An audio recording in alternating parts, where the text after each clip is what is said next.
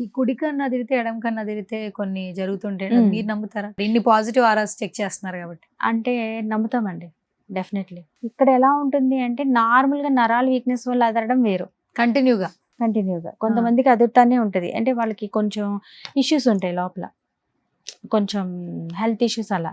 వాళ్ళకి కాకుండా కొంచెం స్పిరిచువల్ వేలో ఉన్నోళ్ళకి ఎలా ఉంటుందంటే మెడిటేషన్స్ చేస్తాం.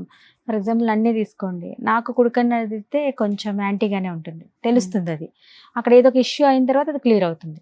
సో, నార్మల్ పీపుల్‌కి, స్పిరిచువల్ పర్సన్స్‌కి తేడా ఉంటుంది. కొంచెం సిక్స్త్ సెన్స్ ఉన్న వాళ్ళకి, థర్డ్ ఐ అవేకన్ అయిన వాళ్ళకి మాత్రం ఇలాంటి సింప్టమ్స్ బాగా ఉంటాయి. ఏదైనా జరుగుతున్నా మనకి ఏదో ఒకలాగా సిమ్టమ్ వస్తుంది. అది యూనివర్స్ నుంచి ఏదో ఒకటి తెలుస్తదనమాట. మనం ఏదైనా మంచి పని జరగబోతుంది, మీ లైఫ్ స్పీడ్ అవ్వబోతుంది అంటే మీకు హార్సెస్ కనబడతాయి ఎక్కువ. పరిగెడుతున్న గుర్రాలు గాని, ఫోటోస్, గిటోస్ ఇట్లాగా కొన్ని నంబర్స్ కనబడతాయి. లైఫ్ అల్టిమేట్‌గా చేంజ్ అవుతున్నప్పుడు మీరు స్పిరిచువల్ వేలో ఉంటే మీకు నంబర్స్ కూడా గైడ్ చేస్తాయి. ఒక 2, 3 ఇయర్స్ నుంచి ముందు నుంచే ఇస్తాయన్నమాట. జస్ట్ నీ లైఫ్ ఇలా అవుతుంది, అలా అవుతుంది, అలా. ప్రతిదానికి ఒక రీజన్ ఉంటుందండి. యూనివర్స్ ఎప్పుడు కూడా ప్రతీదీ ప్రకృతి కనెక్ట్ అవ్వడానికే చూస్తది మన ఆరాతో.